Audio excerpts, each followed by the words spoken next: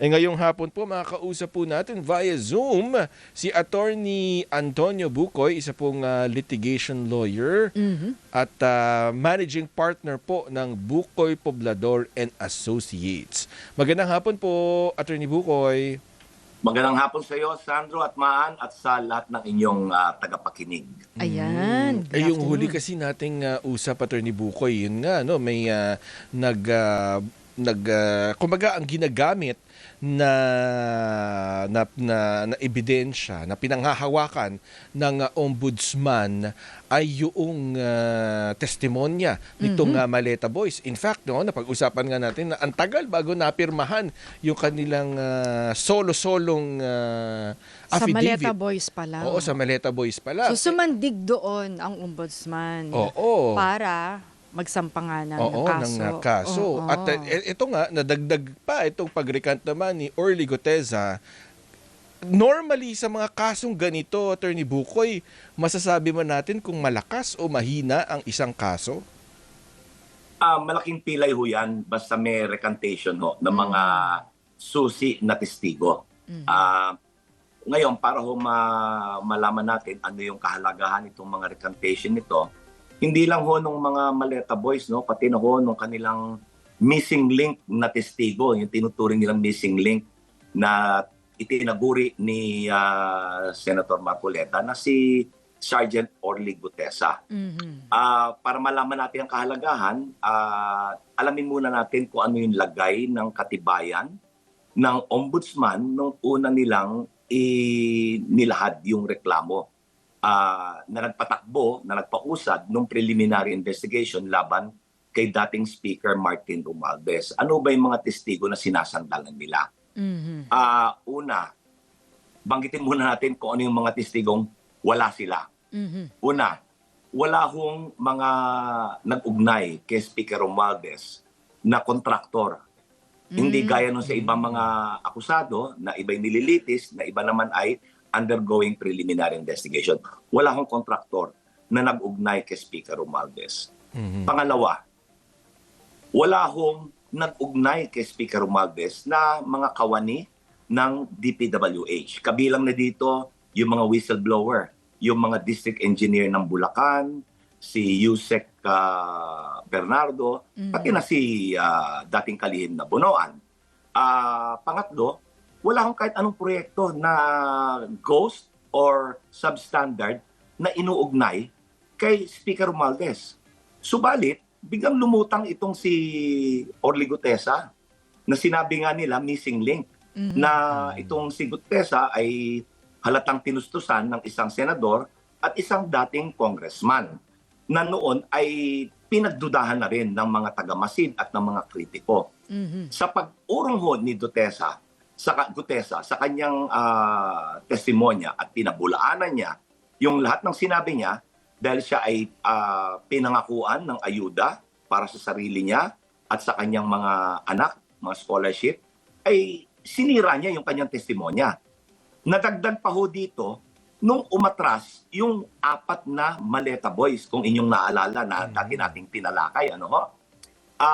Ngayon ho, mas masahol pa sapagkat yung meron hong 25 na dating mga kawani, empleyado, driver at security detail ni dating Congressman Saldico na sinasabi na pawang walang katotohanan yung mga sinabi nila doon sa mga naunang pahayag nila, naunang affidavit.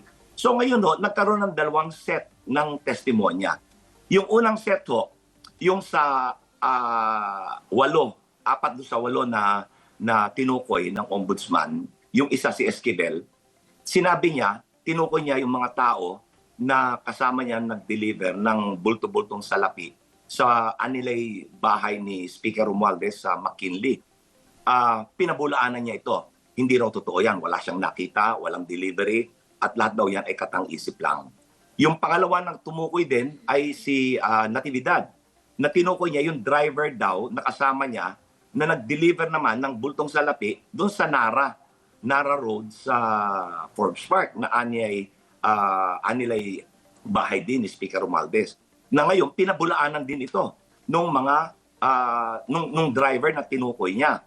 Pangatlo, itong si Orbilio na tinukoy din niya kung sino yung mga kasama niya. At pinabulaanan din ng mga kasama niya.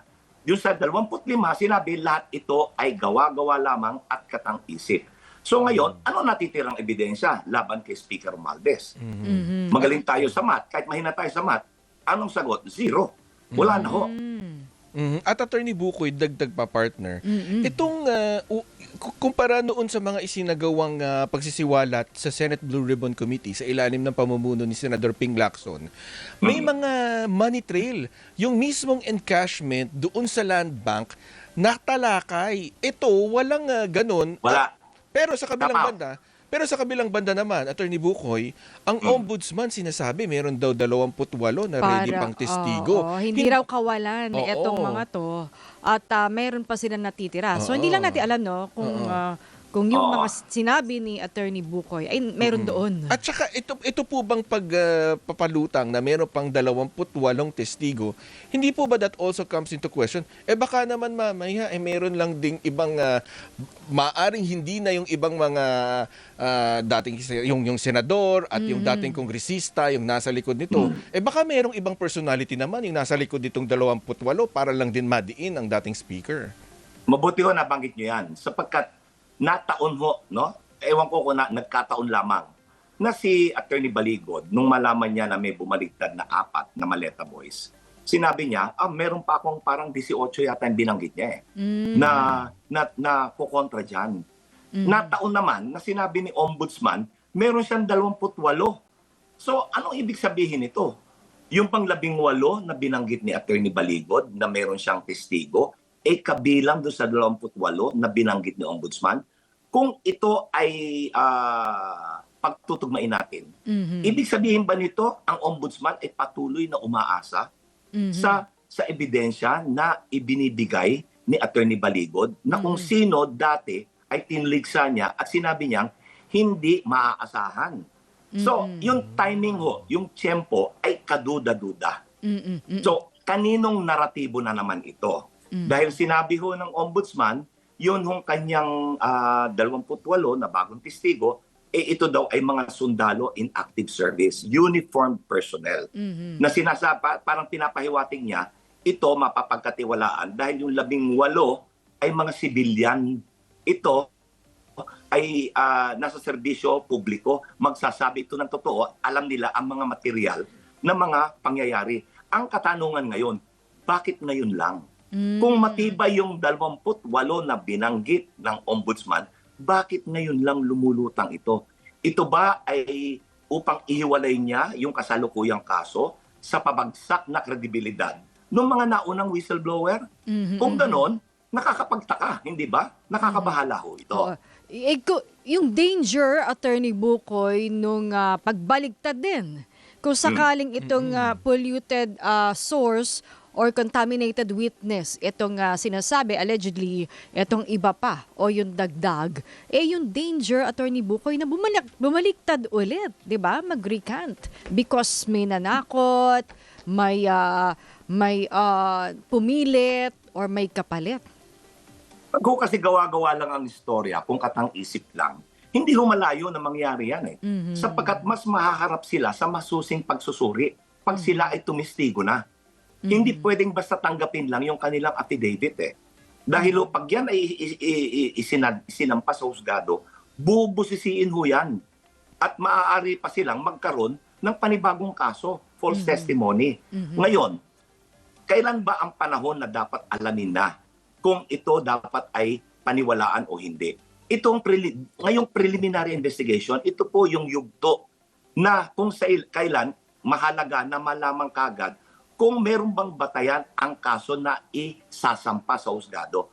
Hindi ho pwedeng umasa ang Ombudsman sa mga hilaw at walang kabuluhan ng mga testimonya. And then iaasa lang sa husgado, bahala na husgado dyan. Balangkasin na lang nila yan, usisain na lang yan. Hindi ho ganun ang ang pagdaloy ng asunto.